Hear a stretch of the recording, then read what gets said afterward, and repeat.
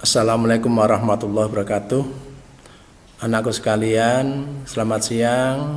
Saya sampaikan sebelum kita awali pada mata pelajaran sasis dan sistem pemindah tenaga kendaraan ringan, saya akan memperkenalkan diri. Nama saya Bapak Nur Hadi Saputro yang beralamatkan di Desa Krenceng, RT 4 RW 1 Ngregok, Blitar. Di sini saya akan menyampaikan dan mengajar pada materi tersebut. Perlu anakku sekalian ketahui bahwa untuk memperoleh ilmu yang bermanfaat ada garis-garis dari saya yang harus Anda semua patuhi. Yang pertama yaitu patuhi kehadiran dan join di daring pada mata pelajaran sasis dan pemindah tenaga kendaraan ringan. Yang kedua, jangan sampai tidak mengerjakan dan mengirimkan tugas. Dan yang ketiga, tetap jaga kondisi fisik dan mental secara tertib dan tingkatkan kualitas ibadah kita di era pandemi COVID-19 ini. Pada materi pokok kali ini, yaitu yang pertama prinsip kerja kopling, yang kedua prosedur kendaraan dan servis yang sesuai, yang ketiga persyaratan keamanan dan perlengkapan kerjanya, dan yang keempat persyaratan keamanan kendaraan.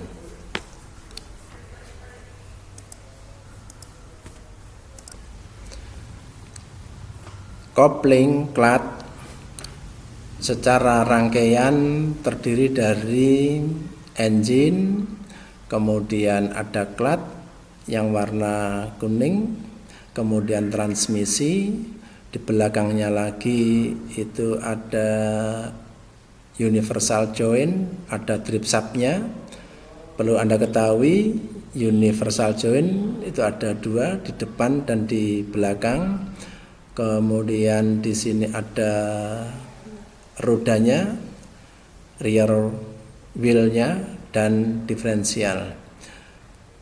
Desain pada gambar ini mutlak dipakai pada kendaraan dengan penggerak roda belakang. Beda lagi nanti jika mana kendaraan itu memakai penggerak roda depan. Apa bedanya penggerak roda depan dan penggerak roda belakang? Kalau penggerak roda depan, bahwa mesin ada di depan, yang digerakkan itu roda depan. Jika penggerak roda belakang, mesin ada di depan, yang digerakkan di sisi roda belakang. Persyaratan yang harus dimiliki oleh kopling. Kopling itu harus dapat menghubungkan putaran mesin dari mesin ke transmisi dengan lembut. Yang kedua, harus dapat memindahkan tenaga mesin ke transmisi tanpa terjadinya selip. Kemudian yang ketiga, harus dapat memutuskan hubungan dengan sempurna dan cepat.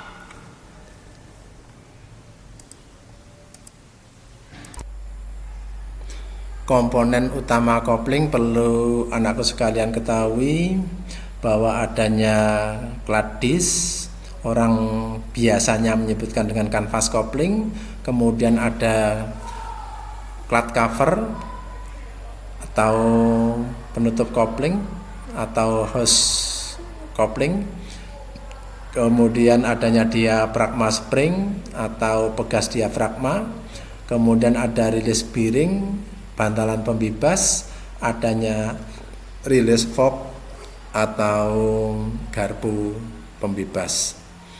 Jadi anakku sekalian, itulah yang harus Anda pahami. Selain Anda harus memahami bahasa asing, Anda juga harus memahami dari bahasa yang dipakai di pasaran bengkel-bengkel tersebut.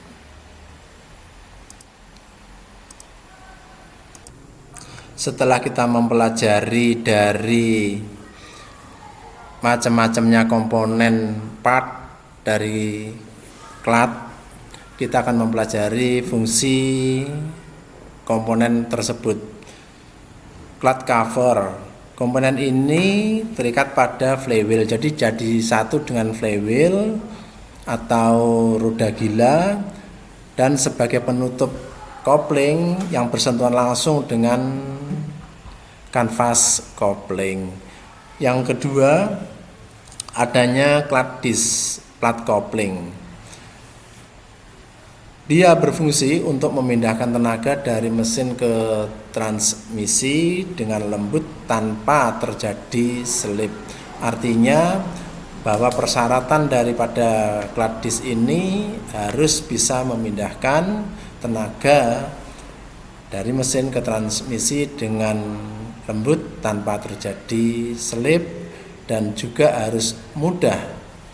Yang berikutnya adanya diafragma spring atau bekas diafragma, berfungsi sebagai penekannya antara pressure plate pada clutch cover.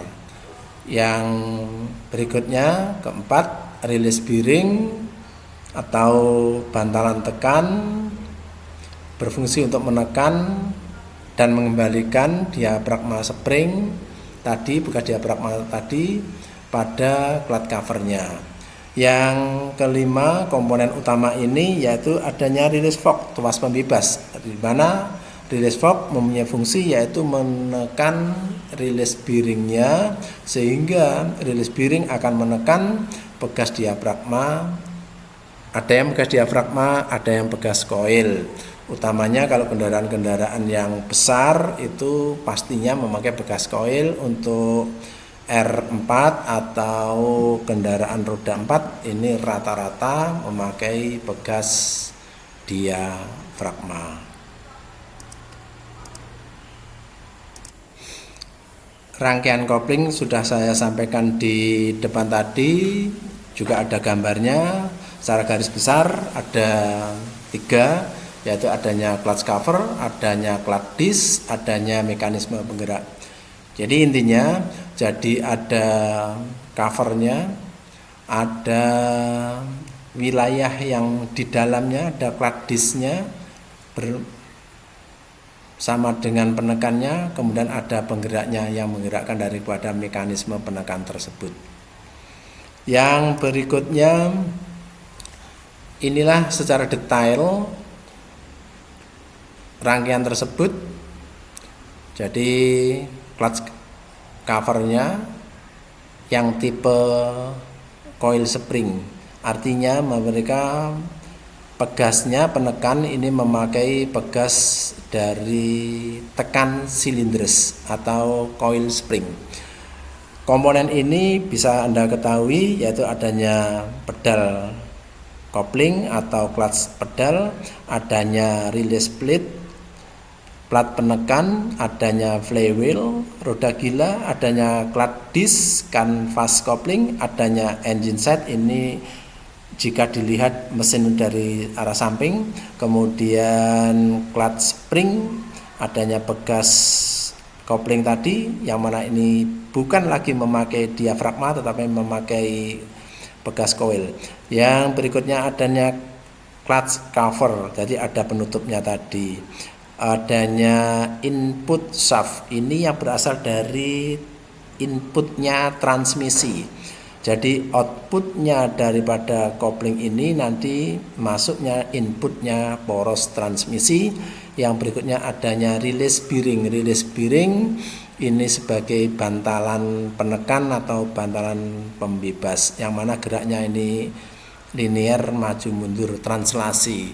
Berikutnya adanya clutch pressure lever, jadi ada tuasnya. Berikutnya ini adanya release fork, adanya pembebas garfo. Itulah komponen dari kopling tersebut. Yang berikutnya yaitu clutch cover tipe diafragma. Jadi model yang kedua yang memakai tipe diafragma, Anda ketahui keuntungannya bahwa tenaga penekanannya ini lebih ringan dibanding dengan yang coil spring.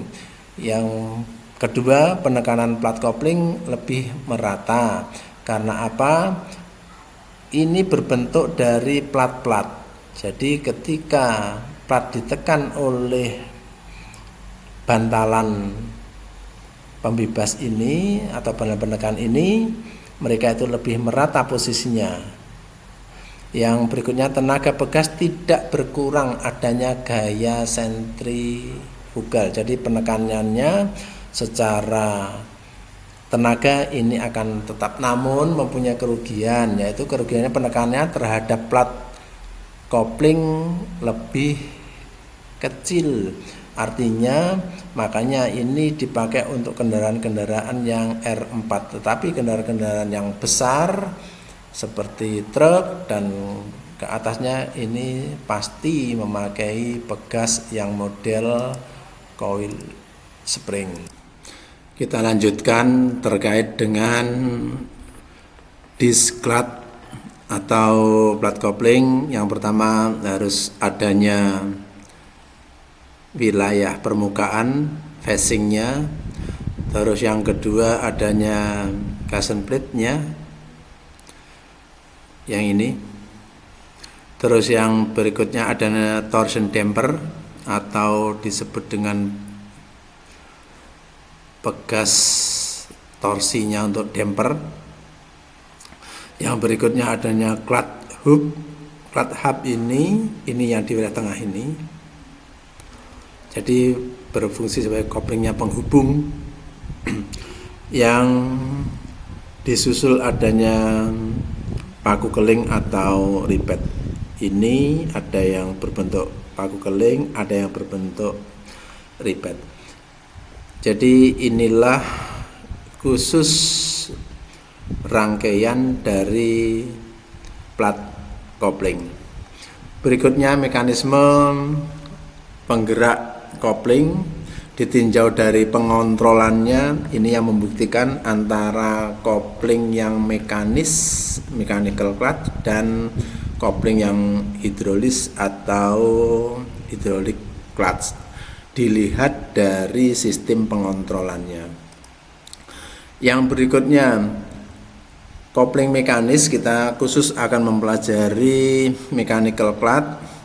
Pada tipe ini penginjakan pedal untuk membebaskan kopling diteruskan ke release fork melalui kabel pembebas atau release kabel. Ini mempunyai beberapa keuntungan, diantaranya itu mudah pengoperasiannya, juga perawatannya juga termasuk murah perawatannya, konstruksinya sederhana. Namun di sisi lain juga mempunyai kekurangan. Yang tipe mekanis ini kehilangan gesekan relatif lebih besar jika dibanding dengan hidrolis. Karena apa? Kalau hidrolis kita ketahui memakai tenaga yang berasal dari fluida.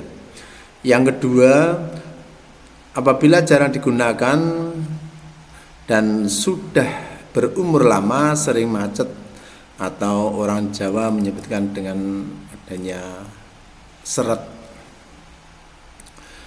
Di samping itu, saya akan menjelaskan cara kerjanya mekanisme dari kopling. Kita ketahui tadi desainnya itu seperti gambar di sini.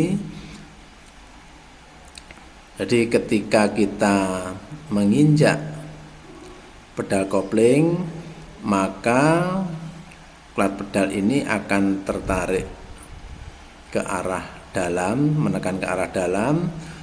Berikutnya kabel rilis ini atau plat rilis kabel ini akan tertekan atau akan tertarik ke arah keluar. Dengan tertariknya ke arah keluar ini, maka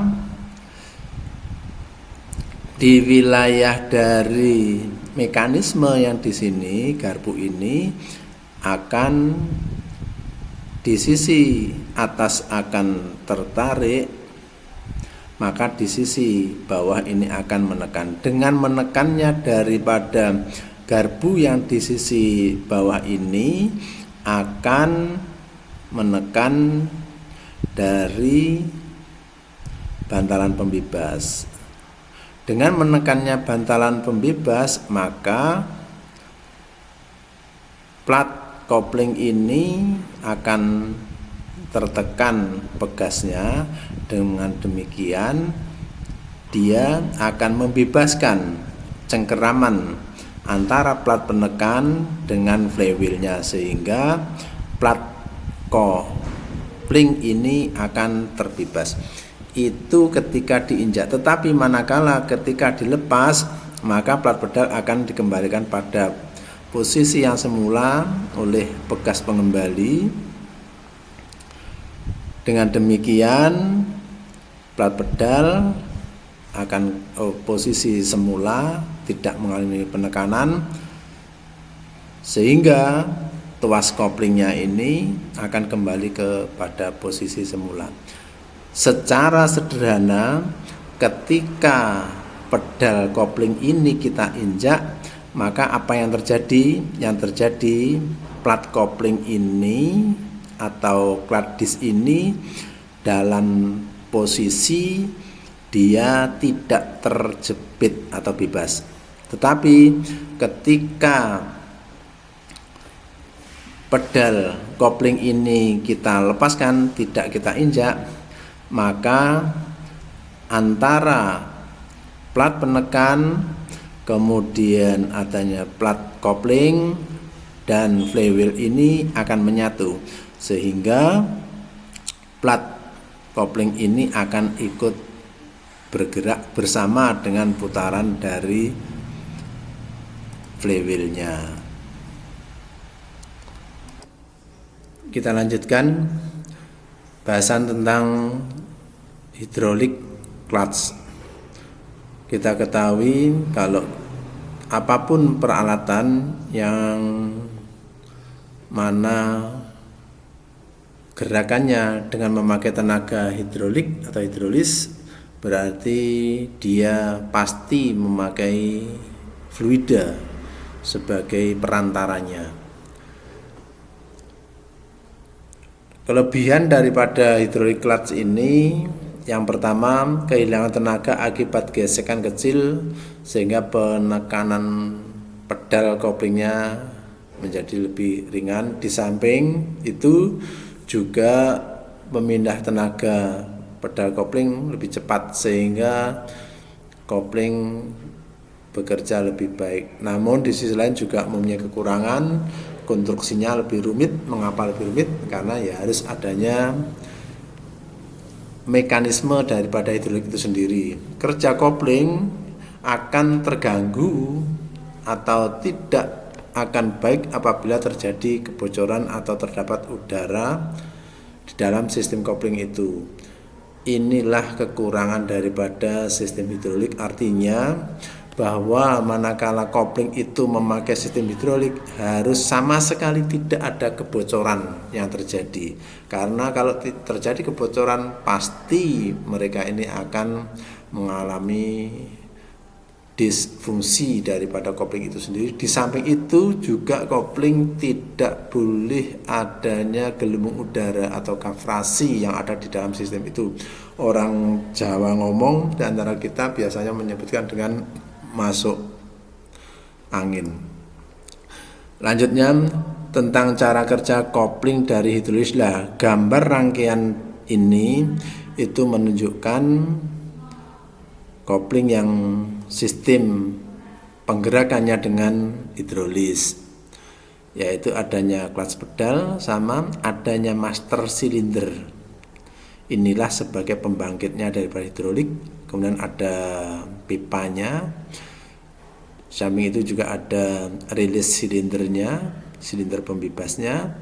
Kemudian ada rangkaian dari kopling itu sendiri. Cara kerjanya, saat pedal diinjak menyebabkan push rod yang ini akan bergerak terhadap piston untuk menutup return port, jadi salurannya ini. Minyak terhisap dari reservoir menuju ke rilis silinder. Dari minyaknya itu akan terhisap turun dari reservoir menuju ke master silinder. Dengan demikian, maka kalau terjadi gerakan dilanjutkan lagi, minyak tersebut akan menuju ke saluran pipa ini. Dengan demikian maka kalau sudah menuju ke saluran ini akan mempunyai daya tekan. Nah, daya tekannya ini akan disalurkan ke silinder pembebas. Dengan demikian mereka akan menekan daripada tuas kopling ini. Kalau tuas kopling ini tertekan, maka rilis bearingnya ini akan menekan ke depan. Dengan menekannya ke depan ini, maka pegasnya dari diafragma ini akan tertekan. Dengan tertekannya pegas diafragma ini akan menarik tuasnya ini, akan membebaskan plat penekan terhadap jepitan antara plat kopling atau clutch-nya, plate-nya ini terhadap roda gila atau flywheel. Dengan kesimpulan yang sama, ketika pedal kopling ini kita injak, tujuannya membebaskan jepitan plat kopling ini dari plat penekan dan flywheelnya. Tapi ketika kita membebaskan atau tidak menginjak daripada pedal kopling ini, maka plat kopling ini akan terjepit kembali sehingga mereka ikut berputar bersama dengan roda gila atau flywheelnya dan seluruh rangkaian kopling di sini. Yang berikutnya, sistem kopling jika ditinjau dari cara mengoperasionalkannya. Ada yang kopling manual, ada yang kopling otomatis, kemudian ada yang kopling torque converter atau torkon. Pada tema yang ketiga ini nanti akan kita bahas khusus pada kompetensi dasar automatic transmission. Baiklah, selanjutnya kita membahas tentang adanya sistem kopling jika ditinjau dari pengoperasiannya. Tadi sudah kita sampaikan bahwa ada yang kopling manual, ada yang kopling otomatis, ada yang kopling torque converter. Kita bahas lebih dulu kopling yang manual. Ini kita langsung tertuju pada sepeda motor, bahwa sepeda motor itu juga mempunyai kopling yang biasanya letaknya handle-nya ini di sebelah kiri dari setang kemudi. Mereka mempunyai mekanisme handle yang terdiri dari handle-nya, kabel koplingnya, tuas atau batang, dan pendorong koplingnya di sisi engine-nya. Yang kemudian mekanisme kopling terdiri dari gigi primernya, kemudian rumahnya atau kopling housingnya, plat geseknya. Dari ada beberapa dari plat geseknya, ada beberapa dari plat koplingnya, kemudian ada pegasnya, pengikatnya, kopling tengah atau plat penekan. Di samping itu juga mereka mempunyai batang pembebasnya.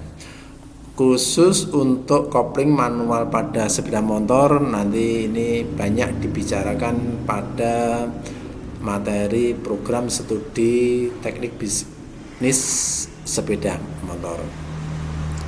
Kemudian tadi saya juga menyebutkan adanya kopling otomatis, itu juga banyak dibahas pada koplingnya kendaraan sepeda motor yang matic.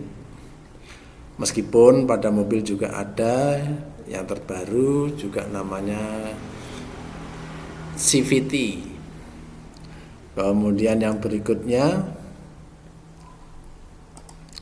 kalau kita lihat cara kerjanya kopling yang manual, contoh sepeda motor, manakala kita tarik atau setangnya dari handle koplingnya kita tarik, berarti mereka itu tujuannya adalah membebaskan plat-plat kopling ini terhadap plat penekan ini, sehingga tenaga putar dari poros engkolnya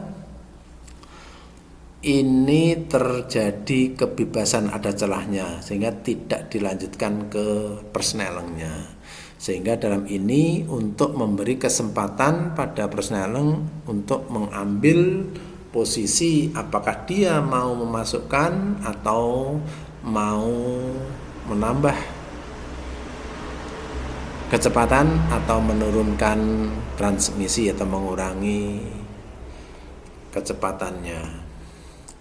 Yang berikutnya, manakala kita ketahui ketika handle-nya kita lepaskan, berarti mereka itu plat-plat kopling tersebut itu terhubung dengan sempurna, artinya terjepit antara tenaga putar dari engine-nya ini dilangsungkan kepada tenaga putar dari poros transmisinya. Artinya plat kopling ini dalam kondisi terjepit dengan sempurna manakala kita melepaskan dari handle-nya kopling. Inilah secara garis besar anakku sekalian pada materi kopling yang manual.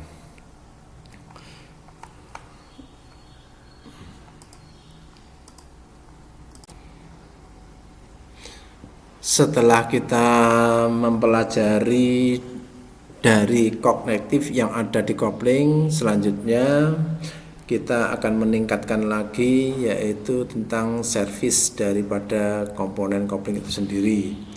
Perlu kita ketahui untuk gangguan-gangguan pada sistem kopling ini kita termasuk dalam ranah kognitif yang sudah memasuki high order thinking skill, yang mana ini kita memasuki analisa dari gangguan kopling tersebut. Yang pertama, yaitu ketika kopling dilepas timbul getaran yang ada pada mobil, apa saja penyebabnya. Kemudian waktu kopling ditekan timbul suara, kenapa itu terjadi. Terus yang ketiga, jika kopling tidak dapat memutus hubungkan dengan baik, apa saja itu kemungkinan dari kerusakan yang terjadi. Baik, untuk yang pertama analisanya, yaitu penyebabnya jika kopling dilepas timbul getaran pada mobil, yaitu pada flywheel-nya itu tidak rata. Dengan demikian ini dapat dipastikan bahwa kendaraan tersebut adalah kendaraan yang sudah berumur lama. Kemudian plat penekannya tidak rata. Hal ini terjadi biasanya kalau plat penekan tidak rata, biasanya menggantinya antara plat kopling dan plat penekan itu adalah merupakan satu unit. Jadi ketika diganti plat koplingnya, plat penekannya ini juga diganti. Itu untuk kendaraan-kendaraan yang kini. Kemudian dudukan flywheel-nya agak kendor. Ini kecil kemungkinannya, maka ini terjadi pada alternatif yang ketiga. Yang berikutnya, sewaktu pedal kopling ditekan timbul suara. Kenapa timbul suaranya ketika ditekan? Penyebabnya adalah rilis bearingnya kocak. Kita ketahui bahwa seorang siswa TKRO itu harus bisa mengecek kerusakan yang terjadi pada biring apapun, sehingga siswa sekalian dapat mudahnya mendefinisikan dari kerusakan yang terjadi pada biring atau bantalan. Kemudian kopling tidak dapat memutuskan atau menghubungkan dengan baik, penyebabnya pedal tidak mempunyai jarak bebas yang cukup atau terlalu besar. Jadi jarak bebasnya ini terlalu besar, manakala kita itu mau menginjak sampai akhir, kemudian ketika kopling pedalnya tidak diinjak, jaraknya tersebut itu mempunyai jarak yang terlalu besar. Yang berikutnya, ujung diafragma sudah aus. Nanti ada bagian-bagian tertentu ketika pada slide berikutnya kita bisa mengetahui ujung diafragmanya bagaimana ketika aus.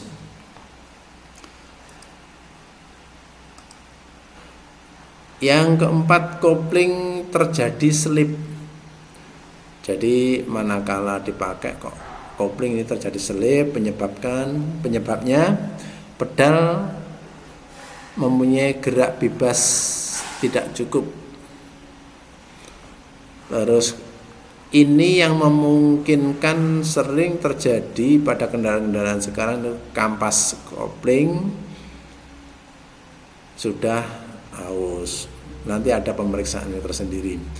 Yang berikutnya, pada mekanisme kopling penggerak hidrolik, ketika pedal ditekan terasa berdenyut atau bergetar. Jadi ketika kita menekan daripada injakan pedal kopling, clutch pedal ini bergetar.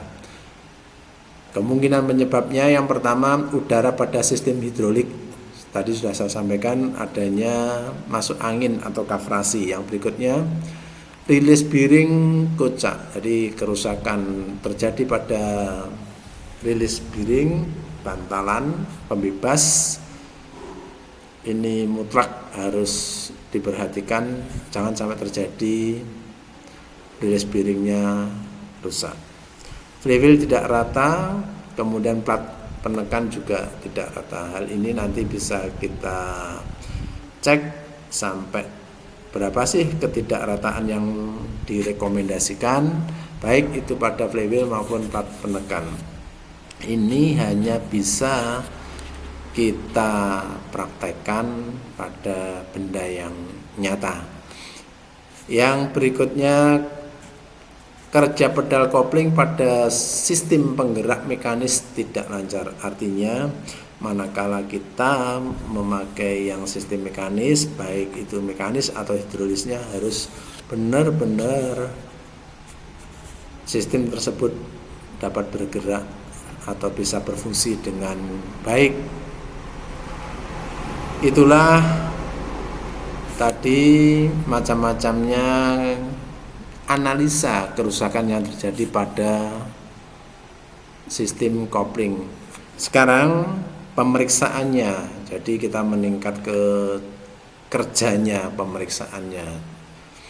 Pemeriksaan pada sistem kopling, satu, ambil contoh manakala pemeriksaan flat disk atau kanvas kopling untuk mengukur tebal plat kopling.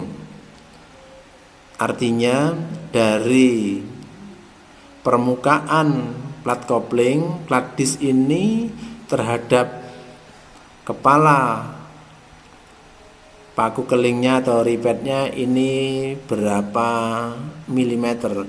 Jadi jaraknya ini, kedalamannya ini harus sesuai dengan standar yang diperbolehkan.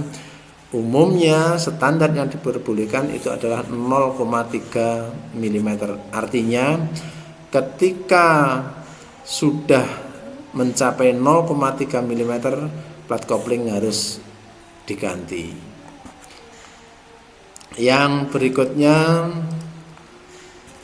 Tadi disampaikan adanya bekas diafragma. Kebetulan yang ini kita sampaikan bekas diafragma yang terjadi kerusakan otomatis pada R4 memakai kopling dengan bekas diafragma. Kerusakan bekas diafragma itu ada dua sisi. Yang pertama itu adalah kelebarannya. Kemudian sisi yang kedua itu adalah ketebalan dari bekas itu sendiri. Artinya karena ujung bekas diafragma ini yang terkena tekanan daripada rilis bearing, mereka akan mengalami kerusakan. Kerusakan itu terjadi ada dua sisi, yaitu kerusakan terhadap lebar dari diafragma itu yang merusak, dan kerusakan yang terjadi pada kedalaman dari ujung bekas diafragma itu sendiri. Nah, sedangkan speknya yang ada, jadi spesifikasi maksimum daripada kerusakannya manakala mencapai kedalamannya 0,5 mm atau lebarnya ini mencapai 6 mm atau salah satunya ini yang sudah mencapai batas limit ini, maka harus diganti dari unit bekas kopling tersebut. Kita lanjutkan anakku sekalian pemeriksaan berikutnya, yaitu pemeriksaan yang harus dibisai oleh seorang siswa TKRO, yaitu pemeriksaan bearing kopling assembly. Untuk memeriksa dari rilis bearing ini dengan cara kita pegang rilis bearingnya, kemudian kita putar-putar, baik ini searah jarum jam atau berlawanan arah jarum jam. Dari situ kita akan bisa mengidentifikasikan bahwa ada suara yang kasar atau suara yang aneh, gemericik bahasanya, atau tidak, atau gerakannya putar tersebut itu dengan lembut. Itu yang pertama. Jadi diputar searah jarum jam atau berlawanan arah jarum jam atau kedua-duanya. Yang berikutnya yaitu pada gerakan yang translasi, yaitu gerakan lurus poros. Ketika mereka ini digerakkan pada arah depan belakang lurus poros, ini ada spis yang terlalu lebar atau tidak. Kalau yang baik harus tidak terjadi kelonggaran yang berarti.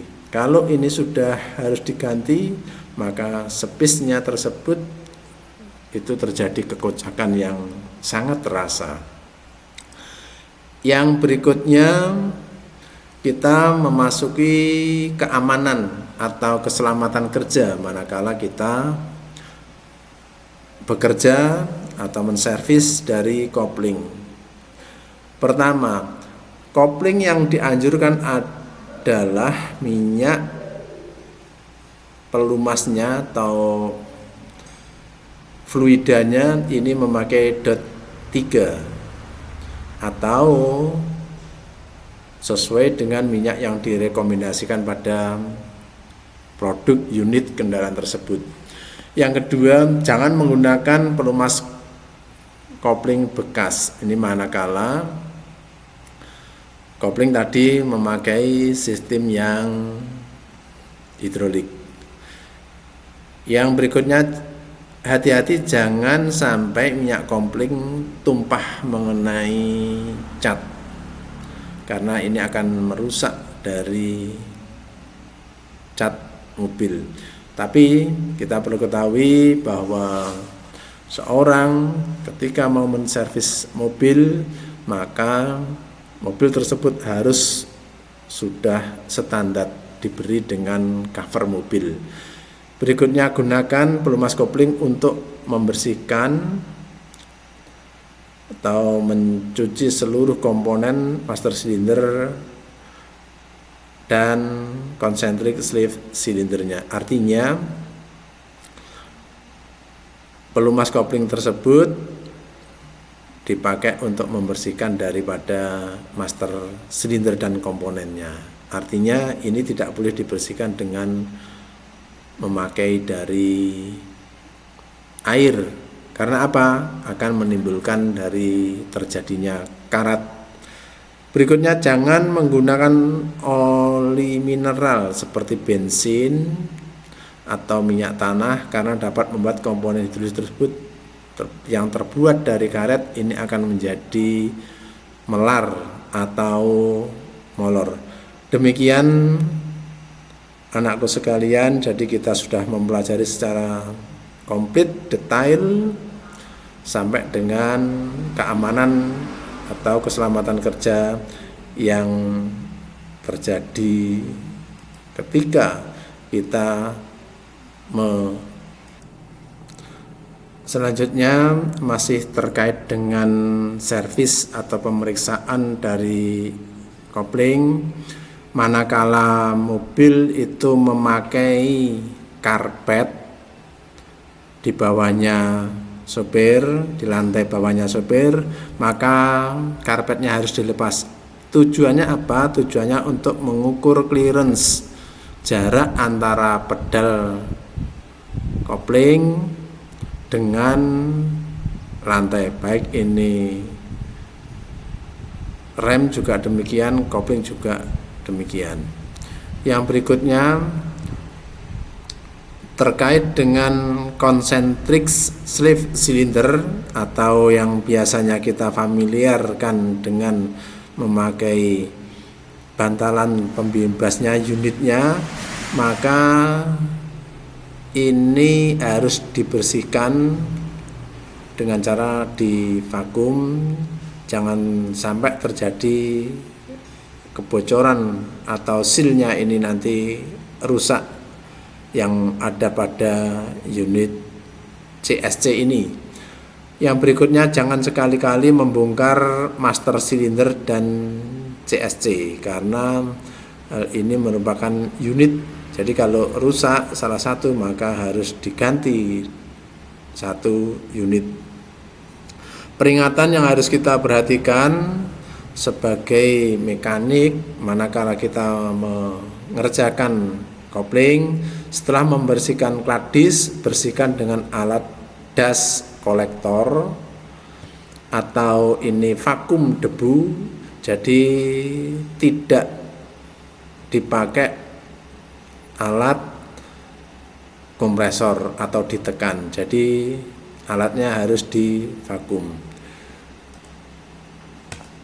Demikian anak-anakku sekalian, terima kasih atas segala perhatiannya, minta maaf atas segala kekurangannya. Yang jelas nanti ikuti pada kajian tema pelajaran berikutnya, juga kerjakan apa yang menjadi tugas dari saya. Tetap semangat, semoga kita menjadi insan yang kaya manfaat. Wallahul muwafiq ila aqwamit thoriq. Wassalamualaikum warahmatullahi wabarakatuh.